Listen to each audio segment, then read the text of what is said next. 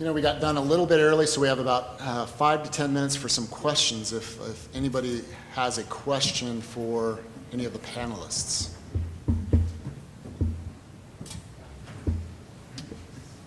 Senator. Every one of these has requirements of recruiting people to work for you that have significant expertise. How are you finding that talent in Nebraska? I'd like to definitely answer that. Difficult. About 6 or 7 of the people that I mentioned we have, of the 24, we recruited from out of the state because we couldn't get a single person from Nebraska to apply for any jobs. And that's now becoming extremely acute in the last 2 years. About 4 years ago when we started it, it was very easy to find people in Nebraska for just about anything. But in the last few months or last year, it's almost impossible. Very difficult. We have only 2 million people. We need more people. Yeah, I would say we've had some struggles, especially in the field of data science and data analytics. It's not unique to Nebraska. That's a field that is just kind of emerging and on the cutting edge.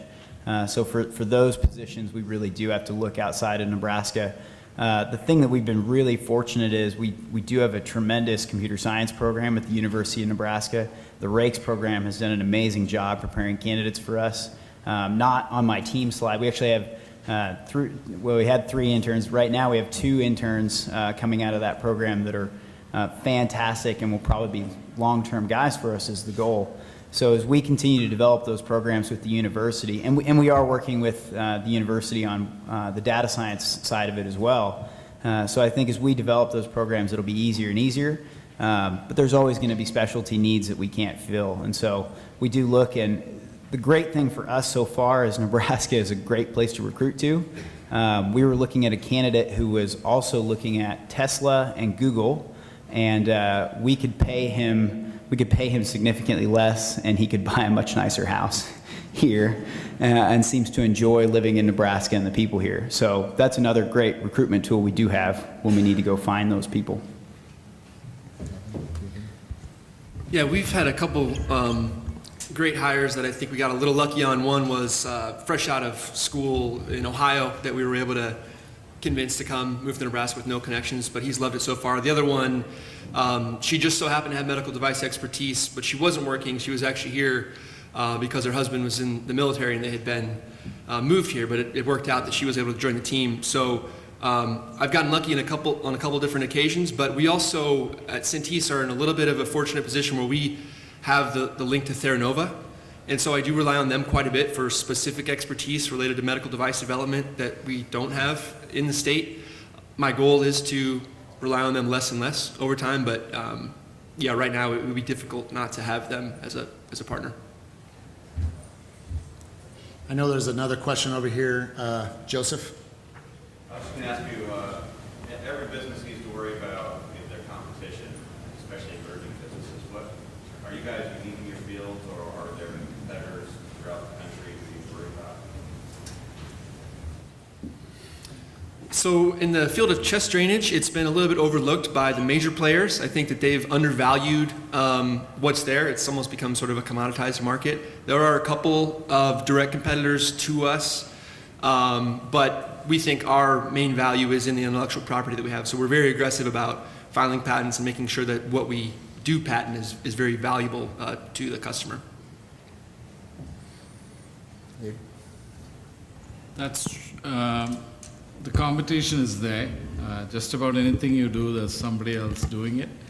I'm hoping that other companies will introduce something similar to what we have, because if there's somebody, a big company doing that, it's easy to compete with them and convince somebody we have a better device. So my problem is the opposite. Yes, there's a lot of competition. There are all sorts of people working, and I'm hoping somebody will also show up in the market so that there's some way to communicate as a comparative way. So that's a good way to compete with people. So competition is okay. Yeah, we embrace competition quite a bit. There's a lot of people now. It's kind of a very popular thing in Silicon Valley to put sensors on cows. But the reality is none of them have access to the customers that we have here. So a lot of people are going after dairies, they're going after ranchers, they're trying to solve much harder problems, and they're not servicing one of the biggest parts of the beef industry, which is the feedlot sector. So we embrace competition because we get a lot of good ideas from them. We also have very strong patents on our own technology, and we rely on our customers to lead us. So. Any other questions? Todd? Curious what the price points on their products are. Price points on your products or what you want to get to? Yeah, so our system's about $15 a head, which is fairly high yet for feed yards, but we're looking to actually make that a reusable system, so that price will come down quite a bit on a per animal basis. Our system has multiple pieces to it, but on a per patient basis, you can expect to spend about $280 per unit, which is sort of between what's currently in use and what our competitors have set.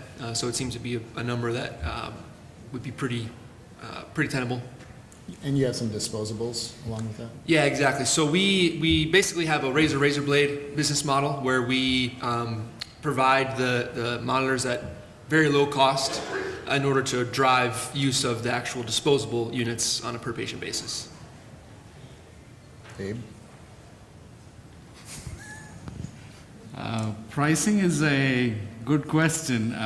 We are definitely priced below what's available there, but in my case, the DNA isolation has to be priced one way, the genotyping reactions, the reactions that detect the bacteria or virus or whatever you're interested, that has to be priced in a different way, and the device has to be priced in a different way.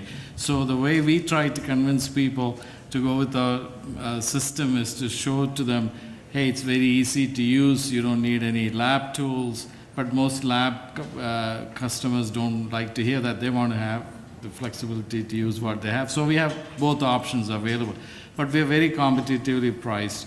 But having said that, the device is so unique that when we say it's about $9,000 to buy it, that's basically about the price point we are. We wanted to be less than 10,000.